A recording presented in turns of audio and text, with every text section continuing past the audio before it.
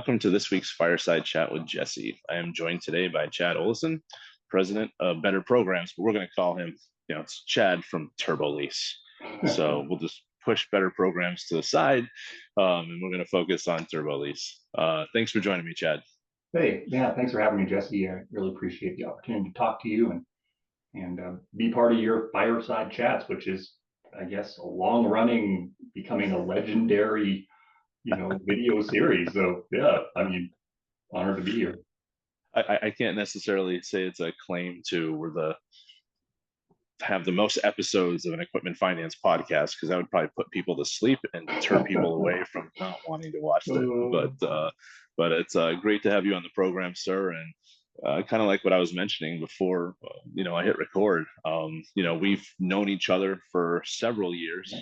However, it's been majority of it's just kind of been in passing. So looking forward to learning a little bit more about your career today. Yeah, thank you. Yeah, happy to be a part of it. So I guess I'll just kind of start off, Chad. Do you mind just kind of introducing yourself and your career in equipment finance? Sure. Yeah. Again, my name's Chad. I'm the owner and president of Better Programs Inc., and we have a single piece of software called Turbolease. And the background is quite lengthy. My dad and his best friend started Better Programs back in, let me see, 85. So I would have been in junior high. And my dad was an original programmer at General Electric in Denver. Like when I say original, like he wrote his thesis on will there be computer programming in college. And so while I was in junior high, he sat there in our spare bedroom and in green screens in Pascal wrote Turbolease. And the push and the push for it, and it's actually kind of crazy, it's still true today, is to be able to produce a piece of software that's easy to use and affordable. And to stay true to our market, which is the smaller lessor or the startup.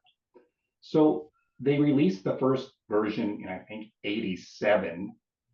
For the original price was $985, which was so below anything that anybody had out there. And within 2 years, they had 300 customers. It just exploded. And, because there was such a demand out there, because everyone before this was doing everything by hand. Sure. So that's really the origination of the company. And then in terms of my background, I've got a degree in computer information systems, which is a blend of business and programming. And so here my dad was running a software company. And so in college, I wrote the first user's manual for Turbolease. And so that was really my first introduction to equipment finance. I had to look at a system and an industry I didn't know much about and write a manual for it, which really gives you a pretty good insight because you had to really take the time to understand things, and so that would have been in the, I guess, early 90s. And then I went off and finished college and was a programmer for a while at some bigger companies and, ended up as a ski bum in this town I live in now called Crested Butte, Colorado. And eventually I was like, yeah, I probably ought to maybe do something with my degree and maybe try to make a real living and not, just ski all day. So started working for my dad and had my first programming project. I wrote the first ACH module for a system, to actually do an ACH from a customer's account. And that would have been in 97.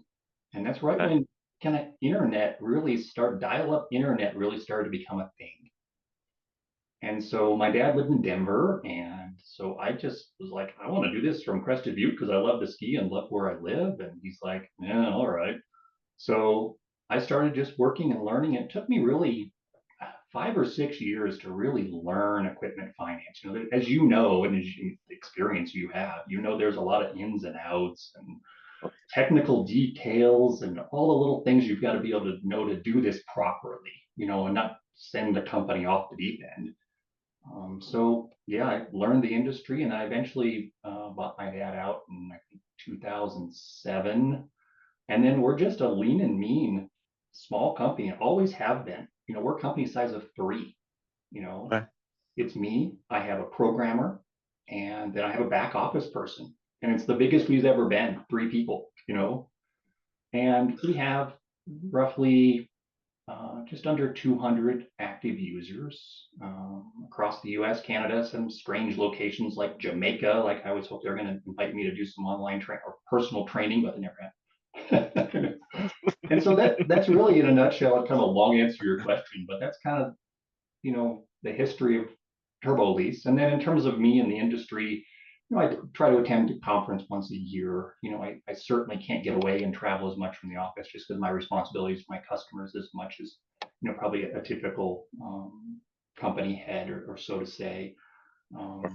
But certainly, love going to conferences and trying to stay involved with the industry and talk to my customers and also do a little prospecting for, new clients as well. Yeah. Perfect. Well, thank you for that. And there's a lot to unpack in that. I'll try to Yeah. make sure I can get all. I'll try to see if I can get all my thoughts out there. So, Oh man. Was the fact that your dad wrote this program and how successful it was, is that kind of what led you to go to college for that originally, or was that always kind of a passion of yours? Not really. Like when I started college, I wanted to be a dentist. It was weird. I don't know. I don't know Okay. why. It's like something I guess I always wanted to do. But then as I got into it, I was like, this really isn't for me. And being my dad was always kind of a technical guy, I kind of was inherited that from him. And Sure. then I just the mystery of and it's still true today after 30 plus years of doing this. It's the mystery of the programming and the working and solving the issues and the challenges of writing new code. I still love it. So yeah, I shifted gears into that for sure in college, and I'm glad I did. Yeah. Started going to a couple pre. I don't even know what you have to go. Is it pre-med? Do you have to go to pre-med for dentistry? I don't even know if that You do. you start to You go through do. some of that stuff and you're just like, you know what? Yeah. Kind I don't of, know. kind No. of good, kind of good. No. But I started I taking some originally, business classes instead. I originally went to college for, I went to West Virginia and they had a forensic program.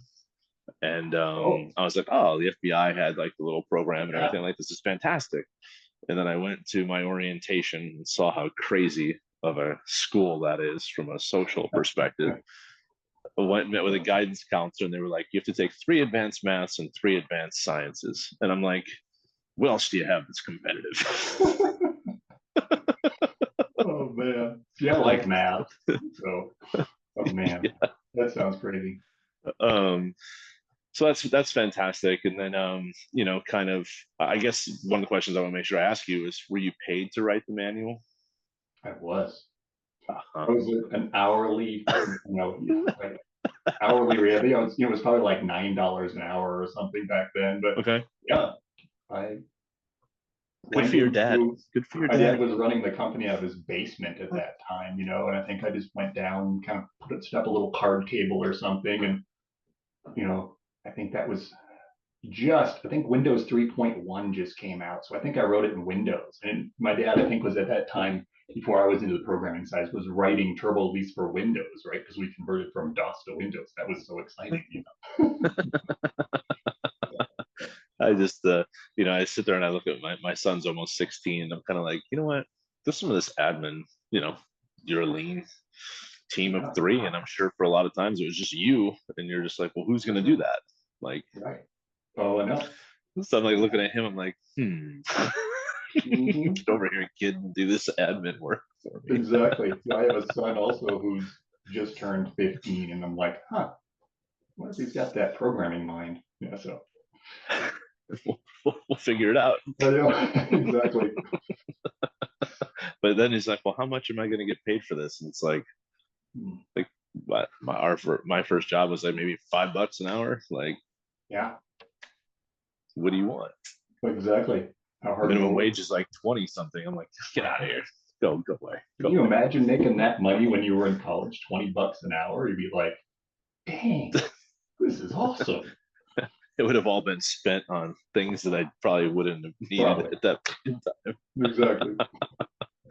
Um, so yeah, I mean, so we just making sure I'm covering everything I want to touch base with. Sure.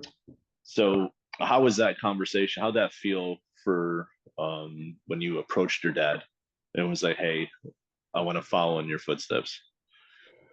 You know, Was I it think it was was kind it of an the other way emotional? around. He Oh, came to okay. me. I mean, Oh, okay. he saw me, skiing every day. I was a ski instructor, right? So he saw me skiing every day and, just having fun and stuff. He's like, Chad, you probably ought to think about doing something with that degree. So it was more him coming to me. I'm like, yeah, probably right. So it was more him coming to me than me going to him. So yeah, Easy way or hard way, kid. that's right. That's right. It wasn't like forceful or anything, but I do remember there was one point of contention because I really wanted to stay in Crested Butte, which was 4 hours out of Denver where he lived.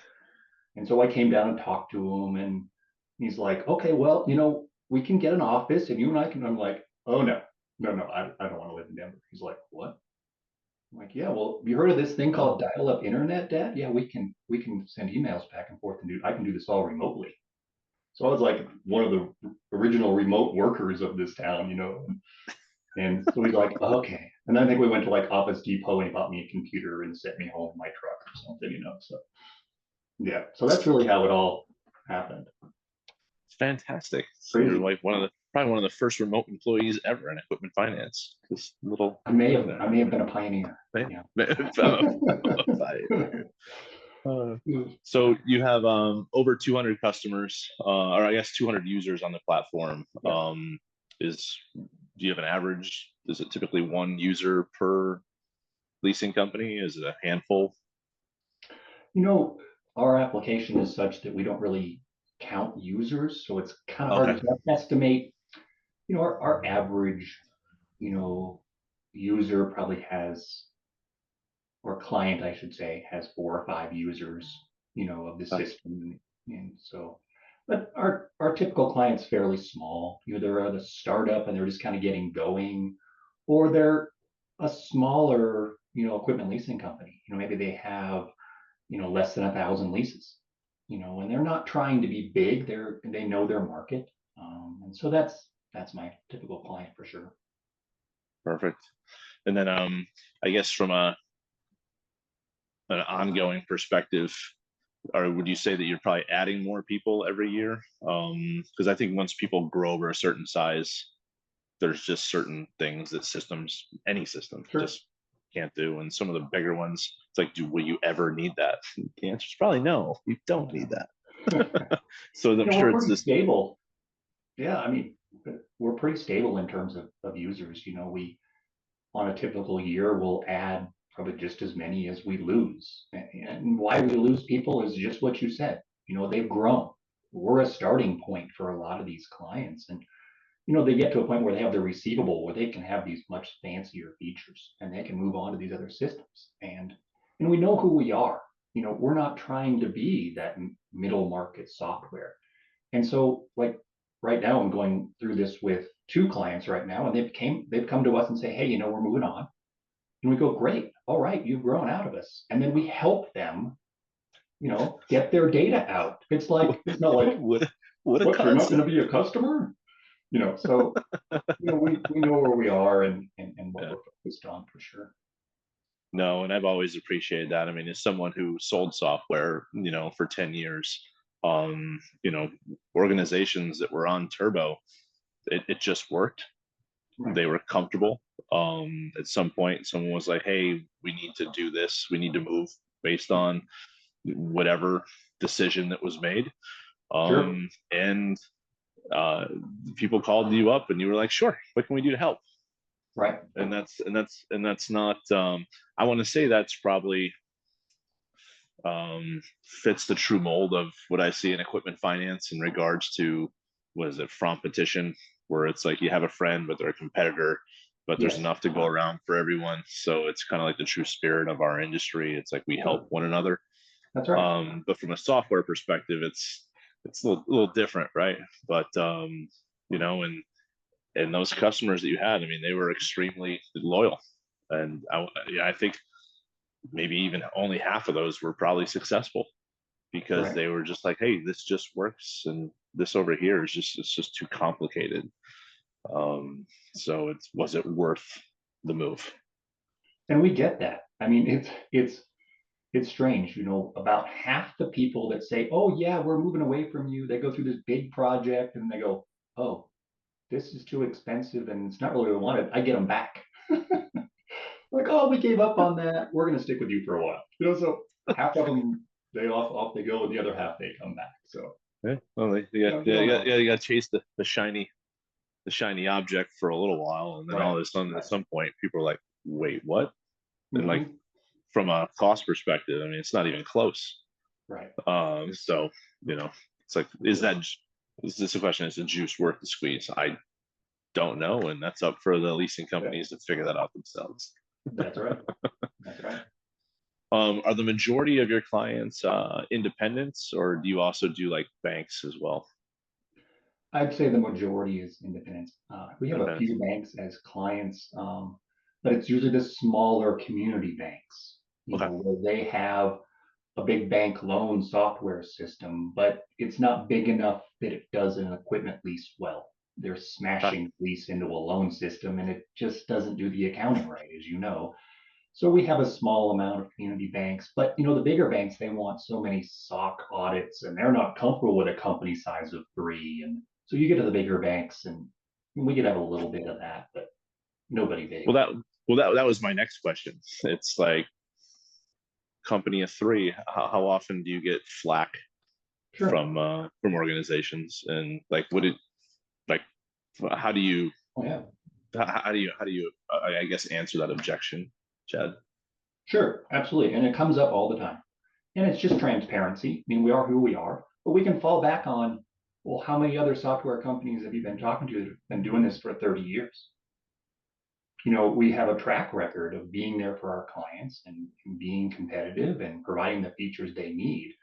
Where sure, they're talking to a company that's got 100 employees, but they've been around for 3 years. So I feel like we're And they pretty have this stable, technical debt, that's just way oh down yeah, here. right. And then the other thing is just, think about the responsibility that we feel as a company to these 200 clients. I mean, they depend on us. I mean, they're doing their billing out of there. There's a lot of money at stake here. So we feel a great responsibility. And so because of that, we've obviously got a very robust business continuity plan and Okay. such. And never would we just go, "Oh, I'm retiring, we're done," and close our doors. That's just not okay. So someday, I'm in my 50s, someday I'll want to retire and absolutely take steps to, bring on someone who can take over the company and run it well, or in something like that. Sure. In no way are we just going to close up because I want to retire. So yeah.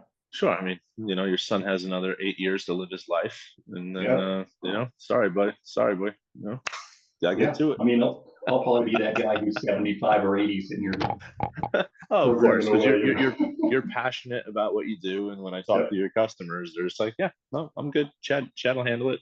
Yeah. Well, we're Yeah. good.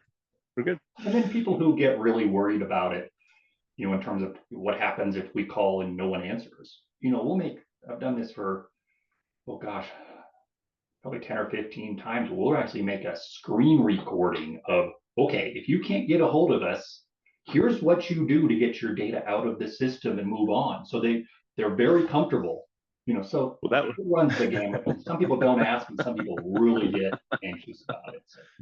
So, that was the biggest challenge that I had in selling software.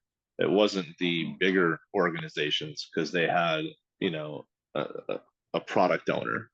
They had a handful of people that understood it. It was the smaller organizations where they never invested their time to learn it or probably to even set it up correctly. you know, And then they're just, hey, hey, and you're just like, come on. Okay, I've answered this question 5 times in the last 3 months. Here you go. Here's the screen recording. exactly. That brings up a great point. I mean, think of our situation. We've got 200 clients and three people. A typical software company that has 200 clients has 150 people, Yeah. right? And Yeah. so we have to be very careful when we take on a new client, and to really take the time for the training. And we screen record how to book a lease, right? How to receive a payment, how to do billing. And so It's all individualized to their portfolio and their business. And then we give them this great little library of here's your training videos. And as things change, let's talk about it because we have to invest the time or otherwise, like that person calling all the time times 200, there's no Yeah, way. Right. yeah. I mean, we couldn't do it. So, No, definitely not sustainable. yeah.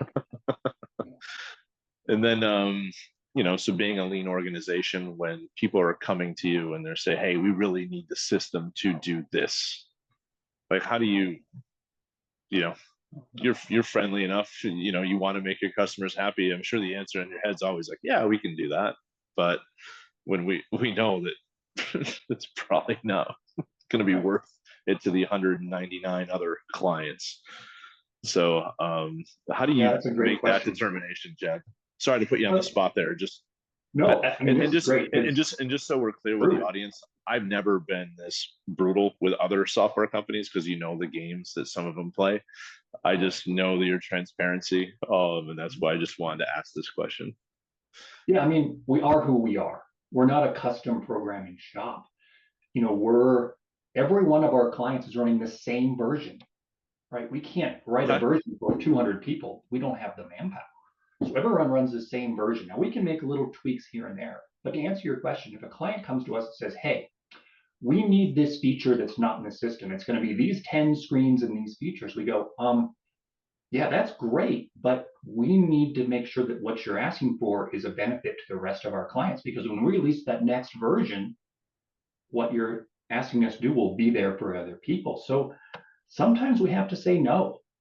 Sure. Um, and that's okay. And sometimes these things build, they ask for three or four things. Well, now they're the candidate for, hey, you may have outgrown us. Go go over there. I mean, honestly, I mean, so I'm very honest with people. I don't. You've probably heard the term vaporware, where we say, "Oh yeah, we can do that." Where I'm doing a demo or I'm talking to existing clients, I'm always going to say, "Yes, we can do that. Yes, we have that," or "No, yeah, that's very specific to you and not something we're interested in writing." So unfortunately, you just have to be a little honest. So yeah, From a salesperson's perspective, you're like, oh, you cringe a little bit. But from I an know. overall perspective, there was always that thing where it's like you get into an opportunity and you're just like, yeah, all it's going to take is this one little thing. But there Yeah, were three other things behind that one little thing. right. It's never just one little thing. It's never just the first ask. It's like, oh, that's great. Can you do this? Can you do this? Can you do this? Yeah, it's like once you open up Yeah. Pandora's box, good luck. So Mhm. definitely like that. The stance is refreshing, Jed. So thank you for going there. So do you remember the first conference that you went to by chance? Oh, I do. Um, I believe it was in Scottsdale for NIFA, so National Equipment Finance Association, Huh? and I drove there because it's only a 8-hour drive or so from where I live. And yeah, I mean, nice fancy resort and kind of introduced myself to people. And then this was the first time I've really seen some of my clients, face to face. I hear their voice, but that was Sure. kind of before this whole Zoom era of seeing people on the screen. So you're like, oh boy, I recognize your voice, but boy, you don't look at all like your voice or things like that. But I remember it was such a learning experience, to be talking with people in the industry as, getting out of my little home office. And it was great. I loved it. And that's where I also started to speak with Reed Rakovich about the CLFP program and learning Okay. about, the benefits of that. So that was kind of my first conference was Scottsdale. Yeah. I'm trying to think. Was that at the Hotel Valley Ho? Yeah, I think it was. It was a big golf course. I was like, wow, I wish I played golf because that looks really fun. When that was a very eclectic hotel Yeah. as well. Yeah. That's great. And then you just try to make. I know you said you have like a 4 hour drive to Denver. It So was, as far and based on a lean team of three, I'm sure you sit there. I mean, ELFA has their Ops and Tech conference in Denver next year, which is cool because this is my 20th year, and wow. I don't think I've ever been to a conference in Denver. So Yeah, I've been to one, but I think it was an NAELB or something for uh, no, it's probably not even called that now. I don't know what it's called, but no, AACFB. AC, there we go. I Yep, don't know. It's more the broker world. So again, yep. our software starts with a signed contract, so a broker has no use for our software because we don't do any origination or anything like that. But ELFA thought about going to conferences, but the typical attendee or the typical prospect for me is already too large generally, you know. Yeah, yeah. I would say as you look at the AACFB, um, you know, what's the progression of organizations, right? Like they want to start off as a broker because they don't have the lines or they don't Sure. have the money to fund themselves. Then they're like, well, we want to make some of this admin fee too, so we're going to start holding their own book. Exactly. And that's where I think where it's like, hey, you want to start holding your own book and everything else. I think that would be a good progression from a broker perspective to Absolutely. have a system like that. So You know, half of our new clients every year are someone that calls and says, "Oh, I'm doing this in Excel and QuickBooks, and I've got 75 contracts. And I just can't do this anymore.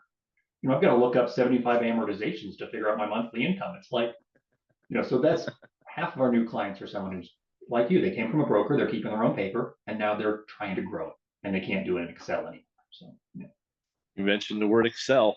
yeah, love it. I think half this industry still runs off It does. Excel. It's amazing when I get there. Even some of the bigger banks, like they spend a couple million in software, and I'm like, what is this Excel program doing over here? Oh, it handles this. What? Yeah, exactly. We still run our amortizations for our finance leases in Excel. You're like, what? What happens when someone fudges that keyboard up or hits the wrong button? Watch out! Yeah. Watch out!